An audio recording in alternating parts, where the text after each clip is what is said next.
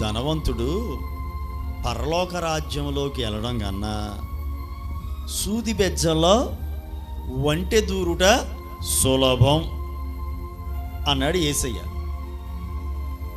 సూది బెజ్జంలో దారం దూర్చడం కాదు, సూది బెజ్జంలో వంటె దూరుట సులభం. ఏది సులభం? వంటె దూరడం సులభమా?